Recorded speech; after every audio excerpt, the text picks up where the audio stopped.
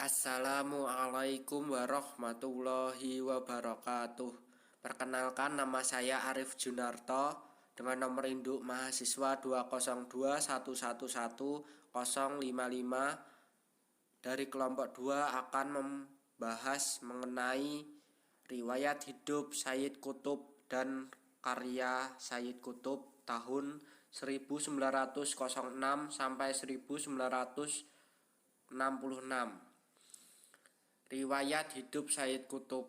Sayyid Qutb merupakan salah satu ulama, seorang penulis, pendidik, sastrawan, ahli tafsir, sekaligus pemikir dari Mesir. Sayyid Qutb mempunyai nama lengkap Sayyid Qutb Ibrahim Husain Syadzili yang dikenal populer sebagai Sayyid Qutb. Sayyid Qutb lahir di Provinsi Asyut pada tanggal 9 Oktober 1906. Sayyid Qutb merupakan salah satu putra dari Al-Hajj Qutb Ibnu Ibrahim yang merupakan seorang petani terhormat yang relatif berada dan menjadi anggota Partai Nasionalis. Kehidupan Sayyid Qutb semasa kecil, ia hidup di desa bernama Desa Musa, berlokasi di Mesir Atas, Provinsi Asyut. Ia telah hidup dalam bimbingan orang tua yang selalu mengajarkannya Al-Quran dan membaca Al-Quran. Sekalipun ia belum memahami secara sempurna mengenai makna dan artinya, namun ia mengakui dalam hatinya telah menemukan sesuatu di dalam Al-Quran.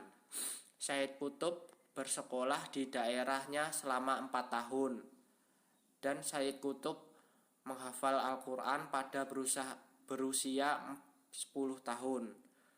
Pengetahuan yang mendalam tampaknya mempunyai pengaruh menetap pada hidupnya. Seiring perkembangan zaman, orang tua Sayyid Qutb menyadari bakatnya dan berpindah ke Halwan, daerah pinggiran Kairo. Di tempat tersebut pada usia 23 tahun, Sayyid Qutb memperoleh kesempatan masuk ke Tajhiyah Dar al-Ulum, nama lain dari Universitas Kairo. Dan pada tahun 1929 ia kuliah di Dar al-Ulum. Kemudian ia memperoleh gelar Sarjana Muda Pendidikan pada tahun 1933. Sesudah ia lulus pada 1939, Sayyid Qutb menjadi seorang fungsionaris atau inspektur Kementerian Pendidikan Mesir. Ini adalah suatu kedudukan yang akhirnya ditinggalkan oleh Sayyid Qutb demi mengabdikan dirinya pada dunia tulis-menulis. Pada tahun 1948 sampai 1950, Sayyid Qutb pergi ke Amerika Serikat lewat beasiswa untuk mempelajari sistem pendidikan. Ia menghabiskan beberapa bulan di Colorado State College of Education yang sekarang menjadi University of Northern Colorado di Greeley, Colorado.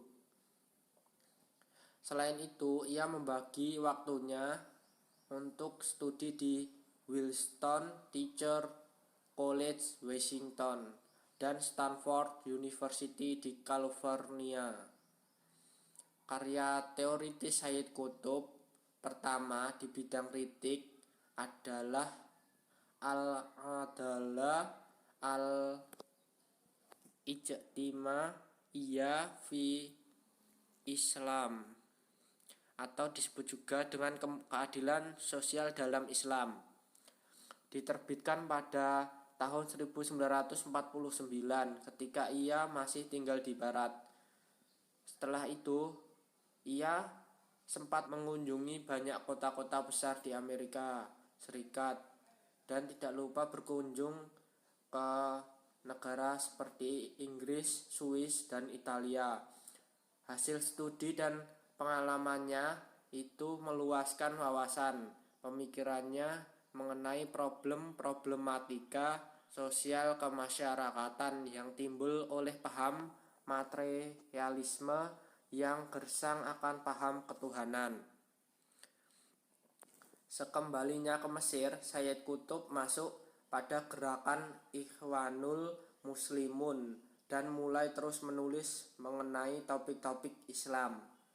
Ia semakin yakin bahwa Islamlah yang sanggup menyelamatkan manusia dari paham materialisme, sehingga terlepas dari cengkraman materi yang tak pernah terpuaskan.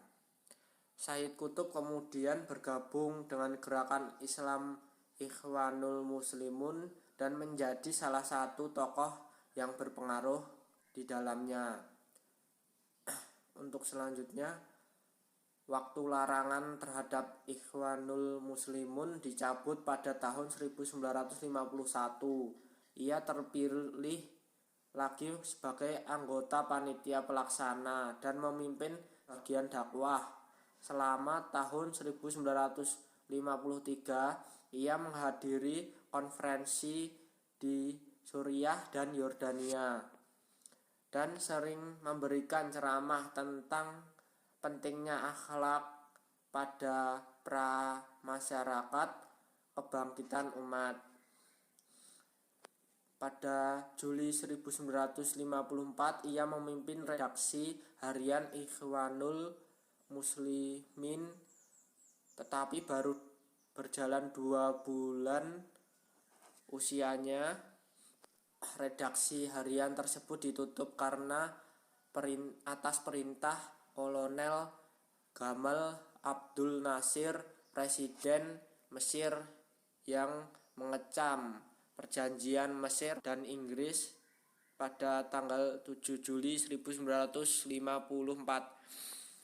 Selanjutnya pada Mei 1955, Sayyid Qutb menjadi salah satu seorang pemimpin Ikhwanul Muslimin yang ditahan setelah organisasi tersebut dilarang oleh Presiden Mesir yang dengan tuduhan berkomplot untuk menjatuhkan pemerintahan Mesir. Pada tanggal 13 Juli 1955, Pengadilan Rakyat menghukuminya 15 tahun kerja berat. Sayyid Qutb ditahan di beberapa penjara di Mesir hingga pertengahan tahun 1964. Ia dibebaskan pada tahun itu atas permintaan Abdul Salam Arif atau disebut juga Presiden Irak pada masa itu, yang mengadakan kunjungan muhibah ke Mesir.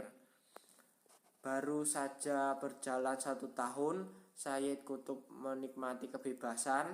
Ia kembali ditangkap bersama 3 saudaranya. Presiden Mesir lebih menguatkan tuduhan bahwa Ikhwanul Muslimin berkomplot untuk membunuhnya.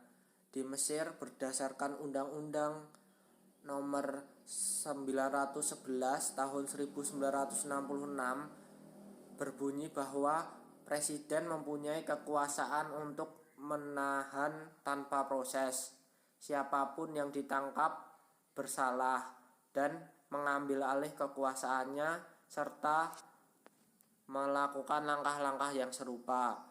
Sayyid Qutb bersama 2 orang temannya menjalani hukuman mati pada tanggal 29 Agustus 1966. Pemerintah Mesir tidak menghiraukan protes yang berdatangan dari organisasi Amnesty International yang memandang proses peradilan militer terhadap Sayyid Qutb sama sekali bertentangan dengan rasa keadilan. Berikut ini adalah karya-karya Sayyid Qutb.